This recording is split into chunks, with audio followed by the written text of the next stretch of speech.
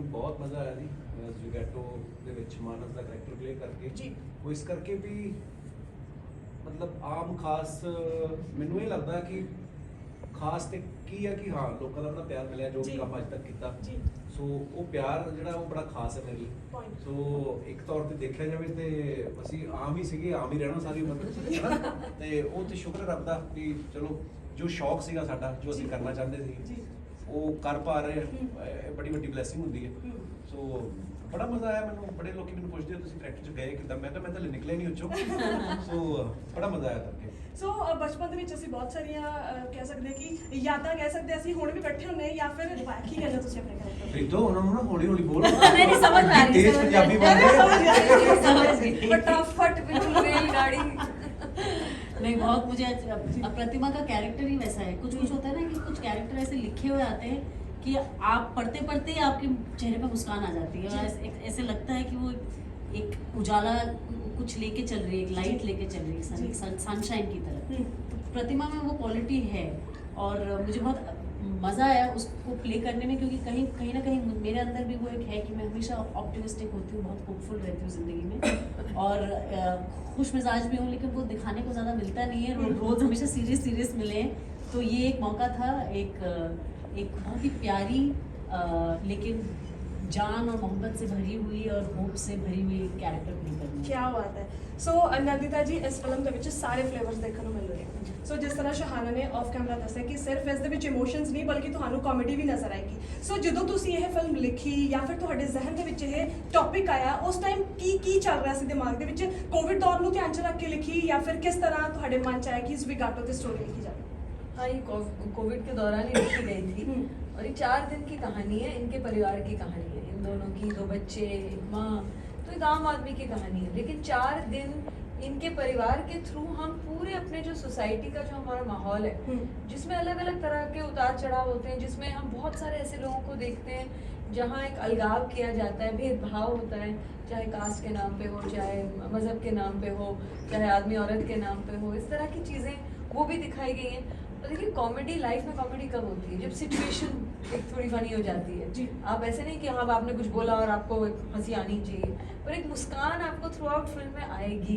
क्योंकि ज़िंदगी में अपने आप ही एक ह्यूमर भी ज़िंदगी का एक अहम हिस्सा है तो आप जैसे इन्होंने भी कहा कि अलग अलग रंग आप ज़िंदगी के देखेंगे और कहीं ना कहीं मुझे लगता है हर इंसान रिलेट कर पाएगा या तो आप इस तरफ होंगे जहाँ पर आपकी खुद की स्ट्रगल आपको शायद दिखेगी या आप उस तरफ होंगे जहाँ पर आपको लगेगा कि अरे यार मैं ये तो सारे लोग मेरे इर्द गिर्द हैं पर मैं तो इनको बिल्कुल भूल चुका हूँ या भूल चुकी हूँ मैं तो जानती भी नहीं हूँ कि इनकी ज़िंदगी में ऐसा होता है तो चाहे आप किसी भी तरफ हो आपको आप इस स्टोरी से रिलेट मुझे लगता है कर पाएंगे ਜੀ ਬਿਲਕੁਲ ਟ੍ਰੇਲਰ ਦੇਖਣ ਤੋਂ ਬਾਅਦ ਤਾਂ ਬਿਲਕੁਲ ਰਿਲੇਟ ਕਰ ਪਾ ਰਿਹਾ ਹੋਏਗਾ ਹਰ ਕੋਈ ਸੋ ਕਪਿਲ ਤੁਸੀਂ ਇਸ ਕੈਰੈਕਟਰ ਨੂੰ ਆਪਣੇ ਆਪ ਨਾਲ ਕਿਸ ਤਰ੍ਹਾਂ ਰਿਲੇਟ ਕੀਤਾ ਕਿਸ ਤਰ੍ਹਾਂ ਤੁਸੀਂ ਢਾਲਿਆ ਬੇਸਿਕਲੀ ਆਪਣੇ ਆਪ ਨੂੰ ਇਸ ਕੈਰੈਕਟਰ ਦੇ ਵਿੱਚ ਮੈਨੂੰ ਨਾ ਮੈਨੂੰ ਬੜੀ ਵਾਰੀ ਇਹ ਸਵਾਲ ਪੁੱਛਿਆ ਜਾਂਦਾ ਐਕਚੁਅਲੀ ਜੀ। ਕਿ ਤੁਸੀਂ ਇਸ ਕਰੈਕਟਰ ਨੂੰ ਕਿੱਦਾਂ ਢਾਲਿਆ ਮੈਂ ਸੱਚ ਦੱਸਾਂ ਜੀ ਜੇ ਮੈਨੂੰ ਕੋਈ ऐसा ना करैक्टर मिला था ना कि हार्ट सर्जन आप प्ले कर रहे हो और आपने ऑपरेशन करना है और आपने ऐसी साइंटिफिक लैंग्वेज बोलनी है कि इनकी तो फलानी ब्लॉकेज है इतने % है ये तो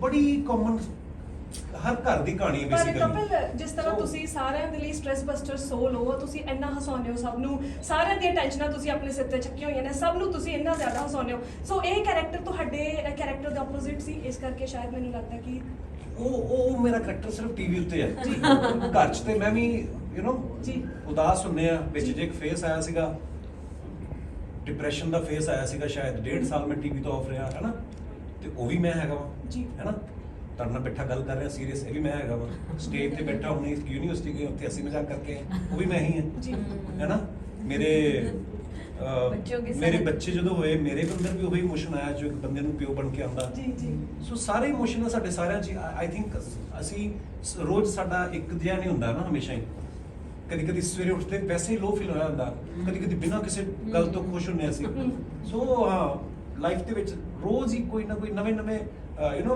ਇਨਸੀਡੈਂਟ ਹੁੰਦੇ ਆ ਪਰ ਇਮੋਸ਼ਨ ਸਾਰਿਆਂ ਦੇ ਸੇਮ ਹੀ ਨੇ ਸੋ ਮੇਰੇ ਲਈ ਬੜਾ ਮੈਨੂੰ ਮਜ਼ਾ ਆਇਆ ਕਰਕੇ ਕਰੈਕਟਰ ਕਿਉਂਕਿ ਬੜੀ ਆਪਣੀ ਜਿਹੀ ਕਹਾਣੀ ਲੱਗੀ ਮੈਨੂੰ ਜੀ ਸੋ ਲੈਂਗੁਏਜ ਦਾ ਕਿੰਨਾ ਕੁ ਰਿਹਾ ਤੁਹਾਨੂੰ ਮੁਸ਼ਕਿਲ ਜਾਂ ਫਿਰ ਚੱਕਦੇ ਸੀ ਫੱਟੇ ਨਹੀਂ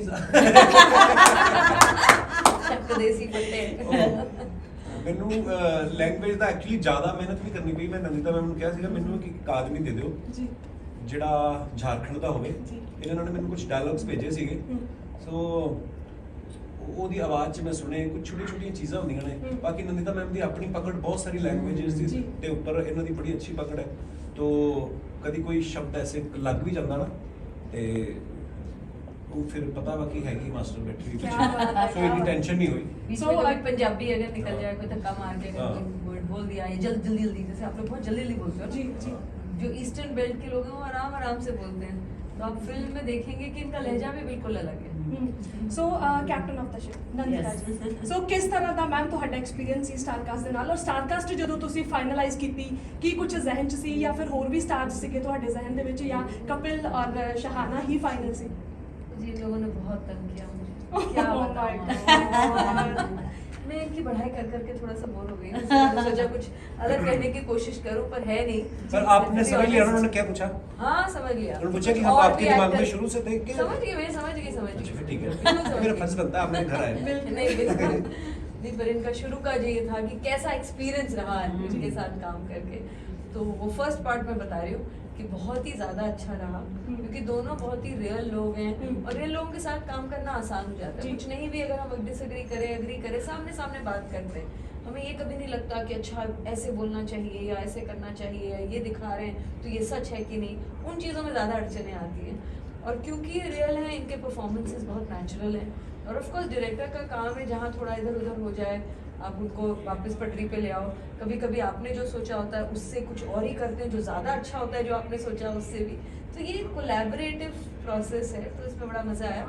मैंने सोचा 2 अलग एक्टर्स के लिए था शुरू में, पर फिर कोविड आ गया, फिर उनकी डेट्स चेंज हो गई, मेरी डेट्स चेंज हो गई, तो एक तरह से मैं नए सिरे से जब मैंने सोचना शुरू किया तब फिर मैं सोची थी किसको मैं लूँ जो इतना आम भी लगे लेकिन उसमें कुछ खास बात भी हो। और मैंने कपिल को, मैंने इनका शो नहीं देखा था उसके पहले कभी, लेकिन इनको मैंने किसी एक प्रोग्राम में देखा, वो ये प्रेजेंट कर रहे थे एक अवार्ड शो, और इतने नेचुरल लगे। फिर मैं जाके इनसे मिली और हमारी मुलाकात, पहली मुलाकात में ही आई थिंक हम दोनों को लगा कि साथ काम करना चाहिए। क्या बात है। और शहाना को तो मैं पहले से जानती थी क्योंकि फिराक में मैंने इनके साथ काम किया था और मेरी अच्छी दोस्त भी है, तो दोबारा काम करने का मौका मिला तो मैं इस बात से बहुत खुश हूँ। ਸੋ ਉਮੀਦ ਕਰਦੇ ਹਾਂ ਕਿ ਇਹ ਕਲਰਫੁਲ ਸਟੋਰੀ ਜਿਹੜੀ ਆ ਲੋਕਾਂ ਤੱਕ ਪਹੁੰਚੇ, ਲੋਕ ਕਨੈਕਟ ਕਰ ਪਾਉਣ, ਜਿਸ ਤਰ੍ਹਾਂ ਟ੍ਰੇਲਰ ਨੂੰ ਬਹੁਤ ਪਿਆਰ ਮਿਲ ਰਿਹਾ। ਸੋ ਵੀ ਹੋਲੀ ਦਾ ਤਿਉਹਾਰ ਆ ਰਿਹਾ, ਇਹ ਨਾ ਆਫ ਕੈਮਰਾ ਜਦੋਂ ਇੰਟਰਵਿਊ ਦੇ ਰਹੇ ਸੀ ਦੋਨੋਂ ਲੜ ਰਹੇ ਸੀ, ਸੋ ਗੋਲਰ ਦਾ ਜ਼ਿਕਰ ਚੱਲ ਰਿਹਾ ਸੀ ਕਲਰਸ ਛੱਡ ਕੇ। ਮੈਂ ਜ਼ਰੂਰ ਕਪਿਲ ਇਹ ਜਾਣਨਾ ਚਾਹੂੰਗੀ ਸਾਡੀ ਗੱਲਾਂ ਥੋੜੀ ਚੋਰੀ ਬਿਲਕੁਲ ਸੁਣ ਰਹੀ ਹਾਂ, ਮੈਂ ਕਿਹਾ ਕੁਝ ਨਹੀਂ आया है। आप लोग लड़ रहे थे मेरे पीठ पीछे? लड़ मतलब अरे यार, शहाना का मुझे होली बहुत पसंद है। शहाना को होली बहुत पसंद है। मुझे, मैंने बताया कि हमारे ना यहाँ पे जब मैं स्कूल पढ़ता था हाँ। तो 1 हफ्ता पहले से ही ना शुरू हो जाते थे गुब्बारे आने। हम स्कूल जा रहे हैं और कान पे पड़ रहा है हाँ, बहुत, आपके, मुझे भी मुझे बहुत, गुस्सा आने लग गया था। सही बात है। मतलब ऐसा कुछ एक्सपीरियंसेस ऐसे होते हैं, पर हाँ मैनू मजा आंदा सीगा बहुत ज्यादा। हुण होली टाइम के हिसाब नाल बदल जांदी ना हौली हौली, क्योंकि हुण बॉम्बे रह के शायद वो जिन्ना यार दोस्तां च बचपन च जिन्ने वो पानी सुट दो ते रंग जो मर्जी, हुण थोड़े जे बंदा हो जांदा कि यार हुण तिलक ते आ गए ਆਪਾਂ। डिसेंट वाली होली, Decent वाली होली। सूखे हाँ, रंग अलग ही, ऑर्गेनिक हाँ। चल जाए तो और अच्छा है। और दूसरी ਗੱਲ ਇਹ ਕਿ ਹੋਲੀ ਜਾਂ ਕੋਈ ਵੀ ਤਿਉਹਾਰ ਲੈ ਲਓ ਤੁਸੀਂ, ਇੱਕ ਜਿਹੜੀ ਵਾਈਬਸ ਹੁੰਦੀਆਂ ਨਾ ਤੁਹਾਡੇ ਆਲੇ ਦੁਆਲੇ, ਗਾਣੇ ਚੱਲ ਰਹੇ ਨੇ ਪਿੱਛੇ ਹੈ ਨਾ, ਜਦੋਂ ਦੀਵਾਲੀ ਆਉਂਦੀ ਲਾਈਟਾਂ ਚੱਲ ਰਹੀਆਂ ਤੇ ਅੱਖਾਂ ਨੂੰ ਵਧੀਆ ਲੱਗਦਾ, ਕੰਨਾਂ ਨੂੰ ਸੋਹਣਾ ਲੱਗਦਾ। ਸੋ ਮੈਨੂੰ ਫੈਸਟੀਵਲਸ ਬਹੁਤ ਪਸੰਦ ਹੈ। ਹੁਣ ਬੰਬੇ ਰਹਿੰਦੇ ਹਾਂ, ਉੱਥੋਂ ਗਣਪਤੀ ਤੋਂ ਸ਼ੁਰੂ ਹੋ ਜਾਂਦੇ ਆ, ਫਿਰ ਫਿਰ ਨਰਾਤੇ ਆਣੇ, ਫਿਰ ਆਪਣਾ ਫਿਰ ਦੁਸ਼ਹਿਰਾ ਆਉਣਾ, ਦੀਵਾਲੀ ਆਣੀ, ਈਦ ਆਣੀ, ਫਿਰ ਨਵੇਂ ਸਾਲ ਤੱਕ।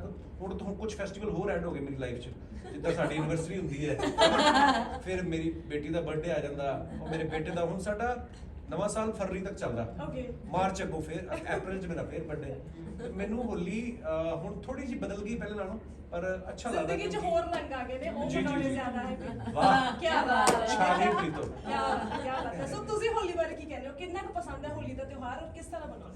मेरी तो सबसे फेवरेट मेरा सबसे फेवरेट त्योहार होली है जी। बचपन से ही था, और मैं दिल्ली में बड़ी हुई हूँ, तो वहाँ पे बहुत ज़ोरों शोरों से मनाते थे। और वो एक खुशबू होती है ना, एक सुबह उठ के बिल्कुल हम लोग बहुत 7-8 बजे उठ के फिर खेलना शुरू करते थे कॉलोनी में। तो वो एक था कि अब ठंडा पानी डाल सकते हैं, सर्दी जा रही है, गर्मी आ रही है, और पेड़ों में पत्ते आ रहे हैं, नए पत्ते, तो एक वो कहते हैं ना रीसेट जैसा, तो मेरे लिए होली एक रीसेट हमेशा वो है, और उसमें चुलबुलाहट है, फन है खेलने का, वो मुझे बहुत पसंद है। मुझे वो उल्टा दिवाली के साथ होता था कि इधर उधर पटाखे बज रहे अचानक से कान में लग रहे, वो मुझे दिवाली से ज्यादा दिक्कत होती थी। लेकिन होली मुझे पसंद है क्योंकि उसमें एक प्यार भरा एक अंदाज है। हालांकि वो लोग आप पे रंग मल रहे हैं या गुब्बारे फेंक रहे हैं, लेकिन वो कहीं एक खेल और प्यार में होता है, तो इसीलिए मुझे बहुत पसंद है। क्या बात है, क्या बात है। सो भाई त्योहारों का ये महीना है, इस तो बाद बदलने के लिए तब तो बहुत धीरे धीरे चीज़ें बदलेंगी। मैं कॉलेज में थी तब से मैं ये 8 मार्च को विमेंस मार्चेस जो होते थे, पूरे रैलीज जो होती थी, उसमें जाया करती थी। तो एक जुड़ाव तो है। कभी कभी लगता था कि ये बस टोकनिज्म है, 8 मार्च को याद करते हैं, औरतों को फिर भूल जाते हैं। कभी कभी लगता है कि चलो कम से कम 8 मार्च को तो याद करते हैं, ये भी लगता है। तो मेरे ख्याल से कि जो हम लोग 50% हैं, हम कोई छोटी माइनॉरिटी नहीं है। अगर छोटी माइनॉरिटी हो तब भी हर इंसान मैटर करता है, पर हम तो 50% ऑफ द पॉपुलेशन है। अभी भी हमें बोलना पड़ेगा कि यार हमारी उतनी इज्जत करो, बच्चियां पैदा होती हैं तो उनको मत मारो, विधवाओं को दोबारा शादी करने की इजाज़त होनी चाहिए, या जो भी मतलब, या डोमेस्टिक वायलेंस मत करो। कितनी सारी अभी भी चीज़ें हैं। सेम पे दोनों की पे स्केल एक होनी चाहिए जब एक जैसा काम कर रहे हैं। तो कभी कभी लगता है कि यार ये बोझ हम दोनों मिलके, आदमी और औरत सब मिलके उठाएं, तो फिर शायद जल्दी ये चीज़ें बदलें। ਬਿਲਕੁਲ। ਸੋ ਬਈ ਲਾਸਟ ਕੁਐਸਚਨ ਕਪਿਲ ਤੁਹਾਡੇ ਤੋਂ, TRP ਜਾਂ ਕਹਿ ਲਓ ਵੀ ਰੇਟਿੰਗ ਨਾਲ ਬਹੁਤ ਗੂੜਾ ਸੰਬੰਧ ਹੈ। ਸੋ ਕੀ ਕਹਿੰਦੇ ਹੋ, ਕਿਉਂਕਿ ਆਨਲਾਈਨ ਬਈ ਆਪਾਂ ਤਾਂ ਆਰਡਰ ਕੀਤਾ, ਸਾਨੂੰ ਤਾਂ ਮਨ ਕਰ ਰਿਹਾ ਸੀਗਾ ਕਿ 5 ਤੋਂ ਜ਼ਿਆਦਾ ਸਟਾਰਸ ਹੋਣ ਤਾਂ ਉਹ ਵੀ ਦੇਖੀਏ। ਸੋ ਕੀ ਕਹਿੰਦੇ ਹੋ ਤੁਸੀਂ ਜਾਂਦੇ ਜਾਂਦੇ ਪਲੀਜ਼ ਵੀ ਘੱਟ ਕਰੋ। ਜ਼ਵੀਗੈਟੋ ਬੜੇ ਦਿਲ ਨਾਲ ਪਿਆਰ ਨਾਲ ਬਣਾਈ ਗਈ ਫਿਲਮ ਹੈ, ਔਰ ਆਈ ਡੋਂਟ ਥਿੰਕ ਸੋ ਸਾਡੇ ਤਿੰਨਾਂ ਚੋਂ ਕਿਸੇ ਨੇ ਪੈਸੇ ਨੂੰ ਲੈ ਕੇ ਫਿਲਮ ਬਣਾਈ, ਜਾਂ ਇਹਨਾਂ ਨੇ ਇੱਦਾਂ ਦੀ ਕੋਈ ਸੋਚ ਲੈ ਕੇ ਚੱਲੇ ਨੇ। ਇਹਨਾਂ ਨੇ ਇੱਕ ਬੜੀ ਖੂਬਸੂਰਤ ਜਿਹੀ ਕਹਾਣੀ ਕੀ, ਔਰ ਇਹ ਉਹੀ ਕਹਾਣੀਆਂ ਕਹਿੰਦੇ ਨੇ ਜਿਹੜੀਆਂ ਇਹਨਾਂ ਦੇ ਦਿਲ ਨੂੰ ਨਾ ਛੂੰਹਦੀਆਂ ਨੇ, ਜਾਂ ਜਿਹਨਾਂ ਦਾ ਦਿਲ ਕਰਦਾ ਕਿ ਤੇ ਮੈਂ ਬਣਾਵਾਂ। ਅਗਰ ਹਰ ਸਾਲ ਫਿਲਮਾਂ ਬਣਾਉਣੀਆਂ ਹੋਣ ਤੇ ਨੰਦੀ ਦਾ ਸਾਲ 'ਚ 3 ਫਿਲਮਾਂ ਬਣਾ ਸਕਦੀ ਹੈ, ਪਰ ਦਿਲੋਂ ਨਿਕਲੀ ਹੋਈ ਗੱਲ ਹੈ। ਤੇ ਜਦੋਂ ਇਹਨਾਂ ਦਾ ਅਸੀਂ ਦਿਲ ਤੇ ਉਹ ਜਨੂਨ, ਇਹਨਾਂ ਦਾ ਪਿਆਰ ਦੇਖਦੇ ਹਾਂ ਨਾ, ਔਰ ਫਿਰ ਦੂਸਰੀ ਗੱਲ ਜਦੋਂ ਸਕ੍ਰਿਪਟ ਪੜ੍ਹਦੇ ਹਾਂ ਇਸ ਫਿਲਮ ਦੀ, ਮੈਂ ਜਦੋਂ ਪੜ੍ਹੀ ਤੇ ਆਪਣੀ ਜੀ ਕਹਾਣੀ ਲੱਗੀ। ਸੋ ਬੜੀ ਦਿਲੋਂ ਬਣਾਈ ਹੈ। ਸੋ ਟ੍ਰੇਲਰ ਨੂੰ ਵੀ ਇੰਨਾ ਅੱਛਾ ਰਿਸਪੌਂਸ ਮਿਲ ਰਿਹਾ। ਸੋ ਹੋਪ ਫॉर द बेस्ट कि लोग बहुत अप्रिशिएट करेंगे इस तरह का सिनेमा ਜੀ। So wish you good luck for the Zwigato. ਉਮੀਦ ਕਰਦੇ ਕਿ ਬਹੁਤ ਪਰਵਾਹ ਹੁੰਗਾਰਾ ਮਿਲੇ, ਸਿਨੇਮਾ ਘਰਾਂ ਦੇ ਵਿੱਚ ਰੌਕ ਕਰੇ ਤੁਹਾਡੀ ਫਿਲਮ। ਸੋ ਬਈ ਇਹ ਸੀ